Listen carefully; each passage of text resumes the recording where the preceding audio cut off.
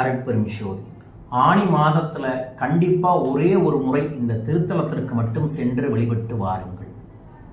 இந்த அம்மனை நீங்கள் கண்ணார பார்த்தாவே உங்களுக்கு வாழ்க்கையில பல பிரச்சனைகள் தீரும். ஆம், திருச்சியில் இருக்கக்கூடிய வெக்காளி அம்மனை சென்று பார்த்து வாருங்கள். வெட்ட வெளியில அற்புதமான ஆற்றலோட, அற்புதமான சக்தியோட இருக்கும். திருச்சிக்கு பக்கத்துல உறையூர்ல இருக்கக்கூடிய வெக்காளி அம்மனை இந்த ஆனி மாதத்தில் பாருங்க. இந்த ஆனி மாதத்தில் அம்மனுக்கு பல்வேறு விதமான திருவிழாக்கள் நடக்கும். மாங்கனி திருவிழாவும் நடக்கும். வெக்காளி அம்மனை இந்த மாதத்தில் சென்று கண்ணார பார்த்துட்டு வர்றவங்களுக்கு அவங்க குடும்பத்தில் அவங்களோட வாழ்க்கையில் இருக்கக்கூடிய எப்பேற்பட்ட காரிய தடைகளும் சரியாகும். செல்வ செழிப்புகள் பெருகும். வியாபார தடைகள் நீண்ட காலமாக இருக்கிறவங்க வெக்காளி அம்மனை போய் பார்த்துட்டு வந்தீங்கன்னா உங்களுக்கு வியாபாரத்தில் வெற்றி பெறும்.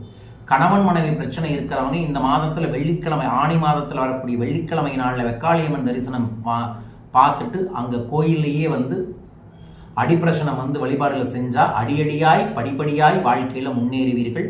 ஆனி மாதம் வழிபாடு உறையூர் வெக்காளியம்மன். அனைவரும் அந்த தெய்வத்தின் தெய்வ திருவடிகளுக்கு சரணாகதி அடையுங்கள், வழிபாடுகளை செய்யுங்கள். யார் இந்த வழிபாட்டை செய்ய போகிறீங்க வெக்காளியம்மன்னு கமெண்ட் பாக்ஸில் மென்ஷன் பண்ணுங்கள். அந்த தாயின் ஆசிகள் உங்களுக்கு கிடைக்க வேண்டுமென பிரார்த்திக்கின்றேன்.